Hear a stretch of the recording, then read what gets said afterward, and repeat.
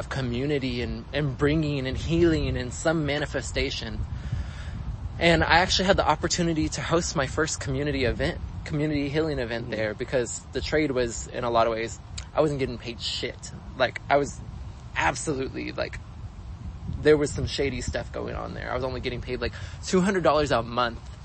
A month? Right! No, literally, I was still having to work at another job.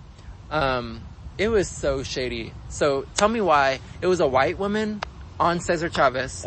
Like, East Austin, like, historically brown, like, you know, Latino spaces, right. like, there. And she was essentially gentrifying this space, you know, doing good work in essence, but, like, you know, my friend Crystal Pena, she was a huge influence in my life. She was the community manager at Soma Vida during that time. And yeah, we were both Chicanos. She's from Corpus, also very similar life experience, made a better life, came to Austin. We were just getting taken advantage of. But the trade was that we got free space to host events there, to be entrepreneurs, because everybody there was an entrepreneur. So either ways, and I was jazzed about it. I was just excited to be in, you know, like, I was like, yes, I'm doing it. Like, I'm making a space here in Austin, you know? So I'm grateful for the experience and for what it was. But looking back, I was like, oh, I got fucked over so badly. And we realized that as time went on and the pandemic started happening and just all the shadows and stuff came out. But said that to say, I got to host my first community healing event there. And I started hosting something called the Weekend Wellness Market. And it was awesome. I had vendors there that I helped organize, because that was my skill set as the events coordinator there. I would reach out to people in the community that wanted to be, like, had natural products, natural soaps. And, you know, also something that I started doing was that I would get some of our massage therapists to go there, and, like, people could get a massage, you know, while they were at this wellness market. And on the weekends, I was hosting it on the weekends. I was offering a community class that was free or sliding scale that people could come, and it was like a community yoga class that they could go to in the morning, and then the market was out there when they got out. Oh, nice. So, yeah. That was a really powerful experience to be able to hold that space and at that time, like I said, I was having this, like, meta realization that, like, I'm a Chicano here in the, like, historically, like, Chicano space, as, you know, Austin is gentrifying. And I was really being aware of, like, the gentrification and the things that were going on in the city, and that I was being taken advantage of, and that, you know, all the things that were going on there. And, you know, people moving in rapidly from all over California, like, and I began to see what the industry that I was working in, yes, there was good things going on there, but I began to see that there was this commodified, commercialist kind of lens to spirituality that began to come out in the wellness industry. And especially in a city like Austin, you know, what started popping up around us all over, you know, in that East Austin area, where people coming from California and selling Palo Santo and crystals and shit like that, you know. And it just became, and I got sucked into it a while. I was like, this is great, y'all. Like, we're having a spiritual revolution, and, like, you know, we're healing the community, and, like, all these things, you know. And I was in it for a while, and, like, hosting my events, and, you know, just, like, networking with the people there. And then again, like I said, there was that feeling, that underlying feeling. And then at a certain point, just, like, shit hit the fan. Like, I was hosting those markets through 2019, and then 2020 came, and the pandemic happened in February.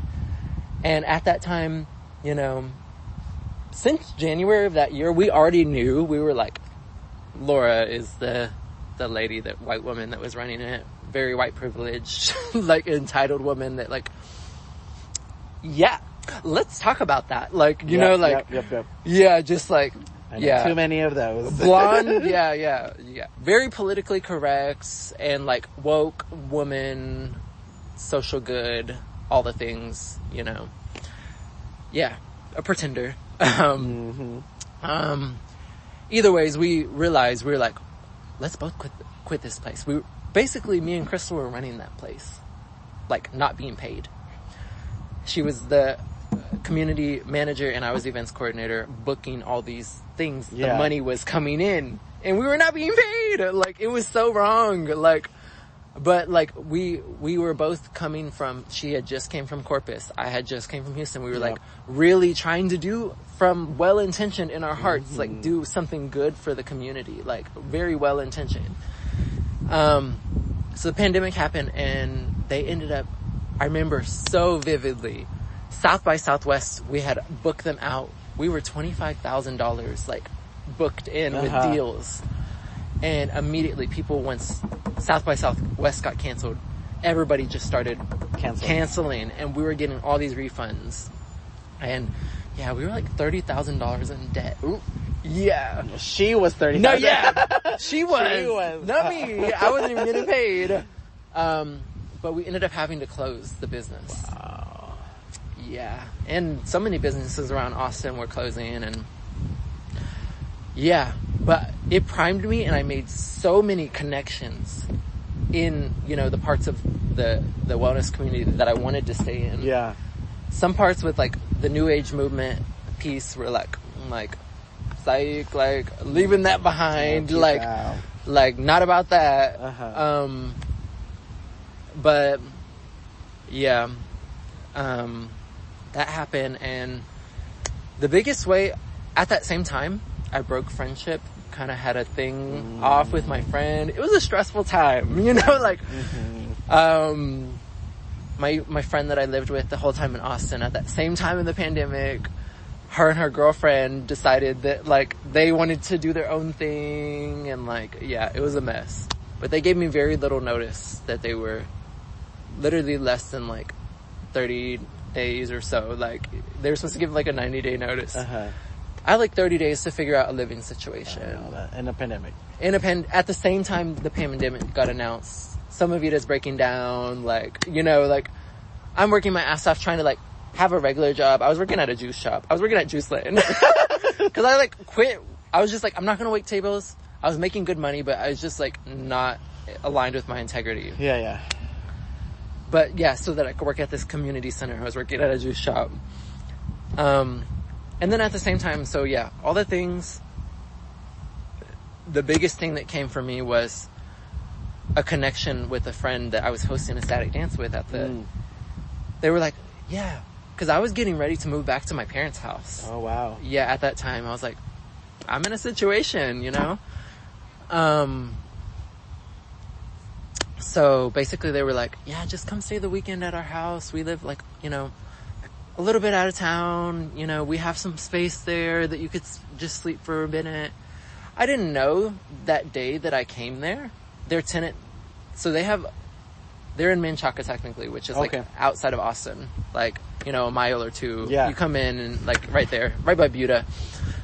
And their tenant, the same day that I came that weekend where I was like planning to go home, like I was not gonna stay, their tenant that was living in their backyard, because they have like an acre and a half of land. Oh wow. And there's tiny house there, like all these different kind of alternative style houses. They have 2 tiny houses and a travel trailer they've converted into a living house type thing. Dang. And a garden and like a fire pit.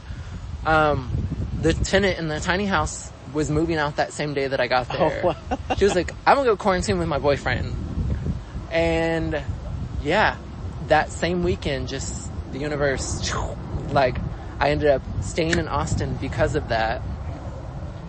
I started living in a tiny home in a tree. It's a tiny tree house. And that's where I live now still currently. I was like the treehouse fairy is like what they're called. Amy was the treehouse fairy before me and I'm carried the torch. And it's cool cause she's like a Cherokee woman, native woman as well.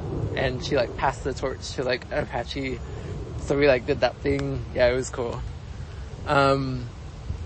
But in the time that I was there, and with all the things going on in the world, I just